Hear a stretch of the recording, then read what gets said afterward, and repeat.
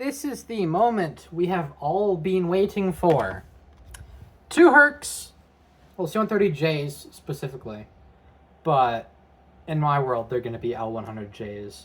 And we also have a Beluga. So, I'm only going to review one Herc, because they're both the same Herc. As you can see, they're the same one. They're the same one. So I'm going to review one. So, if you hear me walking away periodically, I have my AirPods in and I'm listening to YouTube videos. So, if you hear me periodically, my iPad's on the charger and I have to go over there and walk over there and skip the ad. Because I can't do it on the AirPods. I don't know how to do it on the AirPods. So, let's start with the Beluga. So, I got these off of AliExpress. As you can tell by all the hieroglyphics here, aka Chinese language, it is 26 out of 32, and then the C-130 is 28 out of 32. So I'm not really going to collect all of them unless if they spark some sort of thing in me where it's like, oh, you should get them, blah, blah, blah. Nah. I'd rather wait till a cool one comes out, like, say, the Beluga or the Hercs. So, tried not to cut myself again. Oh, there it is. Pops right out. And it is licensed. Yep, licensed. Yep, Airbus. Right there. There it is, the whole license agreement. That goes recycling. Did I cut myself? No, I didn't, because when I was opening the package, I kind of cut a bit of my pinky off on accident. So, here's the Beluga. As you can see, it has the smiley face. So that tells us it's a Beluga XL. Made after, yeah, it says Airbus Beluga XL right underneath there. Airbus Beluga XL. So that means it is the Beluga modeled after the A330. And it is Skybuster model 169. And if you don't know what an A330 is, I actually have one on hand. I just need to find it under my mess. Here it is. Here is an A330. A regular A330. Here is the Beluga. The one I just showed you is the Darren one from Hawaiian Airlines. But that doesn't matter right now, because the Beluga is the main centerpiece. And if Matchbox somehow, some way, decides to get their hands on the rights to build a Boeing Dreamlifter, I will get it. No questions asked. I will get it. So, let's look at this Beluga here. So it's got the Airbus house color tail, which obviously it would. So and then it says Airbus Beluga. And it does have the new gear with the wheels that can roll.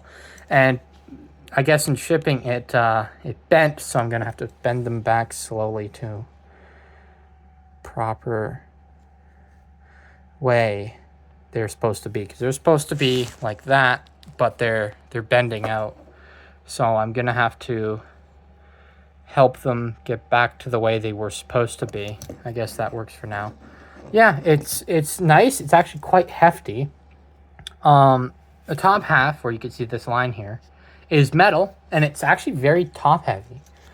Like, if I drop it, it lands like that. But I honestly like it. I like it. I like the smiley face on it. I like the little Airbus that's on the nose there on both sides. I love the little face on it because it's kind of cute. And the Beluga has been around for a long time. And Airbus had the Super Guppy, made after the Boeing 377 Stratocruiser, or the C-97 KC-97 Stratotanker, or the C-97. They're the same thing. C-97, KC-97, 377. They're all the same thing, except 377 was more civilian oriented. Anyways, I digress. And it's still used today with NASA. The wings are really thick. Like, look at that. The wings are really thick. Comparing it to, say, the 747, these wings are thin to an extent. But these wings are pretty thick, because I guess they didn't want it to ruin the wings because of all this weight up top with the big cavernous cargo bay. Yeah, I like the Beluga. The Beluga, see, look at that. If I spin it, it just turns like that. So it's top heavy for sure. The Beluga's been around for a long time. They started off with the regular Beluga, which was an A300 I believe. It was the A300 ST, not the XT, the ST. And then once the A300 was falling out of favor and lack of parts, they swapped over to the A330 because it was more prevalent in the world and there were more parts and it was bigger and more powerful, so they chose the A330, and now it's a Beluga, which I honestly, this is one of my favorite weird planes in the world. It's one of my favorites just because it's got a little smiley face on it. Boeing doesn't do that because they're schmucks and they want everything to be business and not fun, and they want this to be fun and inviting. Well, the other one, the Dreamlifter, is like, oh, so scary. What's inside of it? Oh, something going to Area 51? Neat. This one is like, oh, this is kind of cool. I love seeing this. But if you're in Canada or the States, good luck trying to see one of these. If you live in, say, Germany or Spain or Italy or Britain, you have a good chance of seeing one of these. Because a lot of their companies... Airbus has their stuff spread out compared to Boeing where it's in like one spot. But yeah, I like the Beluga. It's beautiful. It's top heavy. It's kind of neat. It's kind of like Megamind looking. It's kind of like that one dude from Monsters vs. Aliens. That one dude that looked kind of like a squid monkey cross guy. The evil guy that was in the weird ship. That cloned himself. So he kind of looked. This plane kind of reminds me of those, but I like it. It's an ugly cute. I love it. So, yeah. While I was gone, I did get a CP Air DC-3. And I also got the Matchbox Skybusters Treasure Hunter set. It came with this guy, a Cessna Caravan on floats. Actually, I'm just gonna grab them now because I have them out. I have green Cessna Caravan on floats. I didn't do a video because I wasn't feeling it, and I just decided not to. Caravan on floats, DC-3, or BT-67. Then there was also a P-47 Thunderbolt that came with it, but I'm too lazy to get it out, so it's not going to be featured in this video. Maybe later I might do a video on it. Who knows? Beluga's going in the hangar. Next, we are on to the Lockheed Martin C-130. Well, Lockheed C-130J Super Hercules. Civilian version is the L-100. As you can see, it has the Lockheed Martin logo, and it has the agreement right here, and of course the AliExpress marking.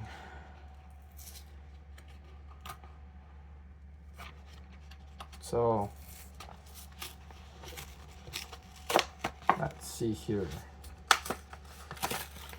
So, let's open this up. I've tried to find the A400M everywhere, like on eBay, AliExpress, Amazon, anywhere that would carry it, and I cannot find it for the life of me. A400M is on my bucket list to get for Matchbox. The gear is also kind of sprayed out like the last one. I'm going to try and fix it as best as I can. Yeah, that'll have to do for now. Yeah, here's the C-130J. It's in the Coast Guard livery. Yeah, it says SB-174, so I'm guessing that's the model number. Yep, Skybuster model 174. And then the Lockheed C-130 Rights to Reserve logo, Rights to Reserve symbol, and the J after it. So, yeah, there it is. It's got weird props. I'm going to tell you that now. It's got weird props, so brace yourself for that. It's got tip tanks, well, wing tanks, but they're like that. Props are cool. Props are kind of weird looking, but they're kind of neat. The prop blades are inaccurate, but, well, the count is inaccurate, but it kind of reminds me of the those C-130H3s that you see, because they got those weird Greyhound props. So I guess it's probably one of those.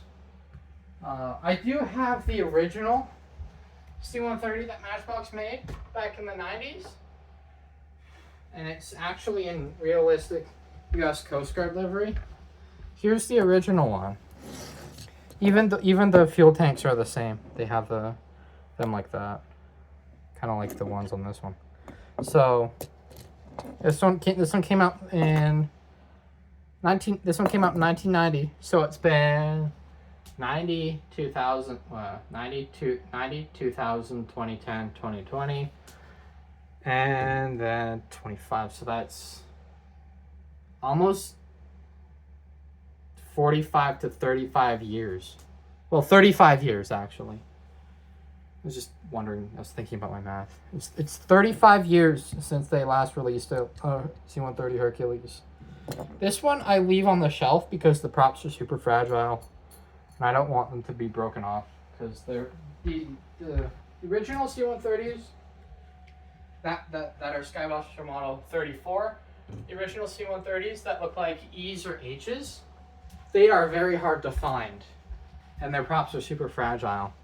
But the closest thing we've had to J's for such a long time is this one. This one is the transport plane. It's from 2002. This is the one that we've had for so long. Skybuster Model 61. It says right there. This is the one we've had for so long. This is an actual J model because it's got the somewhat correct prop layout, comparing to those props, which are really, really weird looking. But well, nonetheless, I actually like it. So it's a weird layout actually, because the wings are plastic. Because I thought the wings would be metal, but no, the wings are plastic. You could see the line where it goes down and all that. Yeah, it's got the U.S. Coast Guard logos and such. Got all the U.S. Coast Guard iconography, but yeah, that's not what I'm going to use them for. They're going to be the L-100s in my world, and they are going to be using just firefighting and cargo carrying. So regular L-100 type stuff, like what Linden Air does and what Coulson does. However, the L-100, the actual proper L-100